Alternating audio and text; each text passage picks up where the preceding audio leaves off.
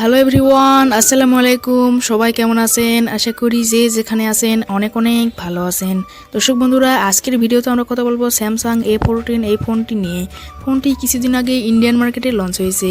ফোনটির হাইলাইটেড বিষয় হচ্ছে ফোনে থাকছে Exynos 1330 চিপসেট, এছাড়াও থাকছে 50 মেগাপিক্সেলের ক্যামেরা, আরও থাকছে ডিসপ্লেতে 120 হার্টজ রিফ্রেশ রেট।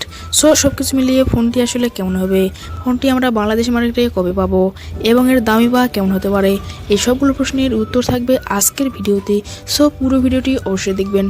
আর আপনারা দেখছেন টেক জোন 99, চ্যানেলটি সাবস্ক্রাইব করে পাশে থাকবেন এবং ভিডিওতে একটা লাইক দিতে ভুলে যাবেন না কিন্তু। প্রথমে যদি ফোনটির ডিজাইন এবং বিল্ড কোয়ালিটি নিয়ে কথা বলি, তাহলে এই ফোনটির ব্যাক সাইডে এবং ফ্রেমে থাকছে প্লাস্টিক, আর ব্যাক সাইডে থাকছে দুইটি ক্যামেরা। ফোনটির থিকনেস করা হয়েছে 9.1 মিলিমিটার এবং ওজন করা হয়েছে 202 গ্রাম, যার কারণে এই ফোনটি আপনারা এক হাতে ইউজ করলে কিছুটা প্রবলেম ফেস করবেন। আর পোর্টস অ্যান্ড বাটন হিসেবে এই ফোনটিতে আপনারা সব ধরনের পোর্টস অ্যান্ড বাটন পেয়ে যাচ্ছেন, যেমন 3.5 millimetre headphone jack, type C port ইত্যাদি। ফোনটির সামনের দিকে আসলে পেয়ে যাচ্ছেন একটি ফুল ভিউ ডিসপ্লে, যার উপর অংশে ইউশেপ বা ওয়াটার ড্রপ নচযুক্ত সেলফি ক্যামেরা। এই ফোনে থাকছে সাইড মাউন্টেড ফিঙ্গারপ্রিন্ট সেন্সর, যা ফাস্ট এবং অ্যাকুরেট বলেই জানতে পেরেছি। ফোনটি মার্কেটে 3টি কালার ভেরিয়েন্টে পাওয়া যাবে। ডিসপ্লে নিয়ে কথা বলতে গেলে এই ফোনে থাকছে 6.6 ইঞ্চি একটি PLS LCD প্যানেল, যা ফুল HD প্লাস ডিসপ্লে, আর রেজলিউশন হিসেবে থাকছে 1080x2408 পিক্সেল। আরও থাকছে 400 ppi LCD। তবে এই ফোনে ব্যবহার করা হয়েছে 90 হার্টজ রিফ্রেশ রেট। এই ফোনটির সফটওয়্যার এবং পারফরমেন্স নিয়ে যদি আমরা কথা বলি, তাহলে এই ফোনে থাকছে Android 13, যার ব্যাকএন্ডে থাকছে One UI Core 5, আর এই ফোনে চিপসেট হিসেবে থাকছে Exynos 1330, যা একটি 5G চিপসেট। আর এই চিপসেটটি মূলত 5 ন্যানোমিটার আর্কিটেকচারে বিল্ড করা একটি অক্টা-কোর প্রসেসর এবং জিপি হিসেবে থাকছে Mali G57 MC2।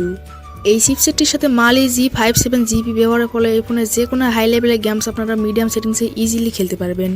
মিডিয়াম সেটিংসে গেম প্লে করলে ল্যাগ বা ফ্রেম ড্রপ ফিল করবেন না, তবে হাই সেটিংসে গেম প্লে করলে ল্যাগ বা ফ্রেম ড্রপ পাবেন, এটাই স্বাভাবিক।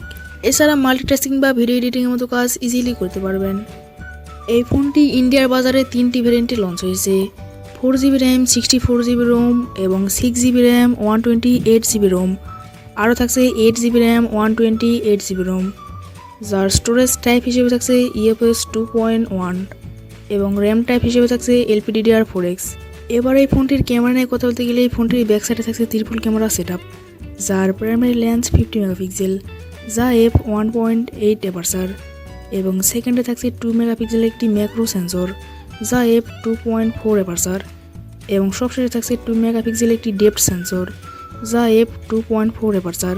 এই ফোনটিতে সেলফি ক্যামেরা হিসেবে থাকছে 13 মেগাপিক্সেলের সেলফি ক্যামেরা, যা f2.0 অ্যাপারচার। এই ফোনটির ব্যাটারি এবং চার্জার নিয়ে যদি আমরা কথা বলি, তাহলে এই ফোনে থাকছে 5000 mAh একটি ব্যাটারি। তবে এই ফোনটির বক্সে কোনো ধরনের চার্জার থাকছে না, যা আপনাকে আলাদাভাবে কিনে নিতে হবে। তবে এই ফোনটি সর্বোচ্চ 15 ওয়াট চার্জার সাপোর্ট করবে। এই ফোনে 5000 mAh ব্যাটারি থাকার কারণে এই ফোনটিতে আপনারা একদিনের ব্যাটারি ব্যাকআপ খুব ভালোভাবেই পেয়ে যাবেন। তবে আপনি যদি নর্মাল ইউজার হন, সেক্ষেত্রে 1 থেকে 1.5 দিন খুব ভালোভাবে ইউজ করতে পারবেন। তবে এই ফোনটি আসলে 5G ফোন। ফোনটির প্রাইস নিয়ে কথা বলতে গেলে ধারণা করা হচ্ছে ফোনটি বাংলাদেশের মার্কেটে ফেব্রুয়ারির শেষের দিকে লঞ্চ হচ্ছে। দেশের বাজারে এই ফোনটির 4GB র্যাম ভ্যারিয়েন্টের প্রাইস হতে পারে 19 থেকে 20,000 টাকা এবং 6GB র্যাম ভ্যারিয়েন্টের প্রাইস হতে পারে 22 থেকে 30,000 টাকা। তবে প্রাইস কিছুটা আপ ডাউন হতেই পারে। ওভারঅল আপনি যদি স্যামসাং লাভার হন এবং এই প্রাইস পয়েন্টে একটা 5G ফোন নিতে চান, তাহলে এই ফোনটি দেখতে পারেন। আশা করি স্যামসাং A14 5G এই ফোনটির ডিটেলস খুব ভালোভাবে জেনে গেছেন। দর্শক বন্ধুরা, এই ছিল আজকের ভিডিওটি কেমন লেগেছে কমেন্ট করে অবশ্যই জানাবেন। আর ভিডিওটি যদি আসলে ভালো লেগে থাকে, তাহলে আমাদের চ্যানেলটি সাবস্ক্রাইব করবেন, ভিডিওতে একটা লাইক দিবেন এবং সব সময় পাশে থাকবেন, কারণ আপনাদের সাপোর্ট এবং ভালোবাসা সবসময় প্রয়োজন। আজকের মতো এই পর্যন্তই। সবাই ভালো থাকবেন, সুস্থ থাকবেন। আল্লাহ হাফেজ।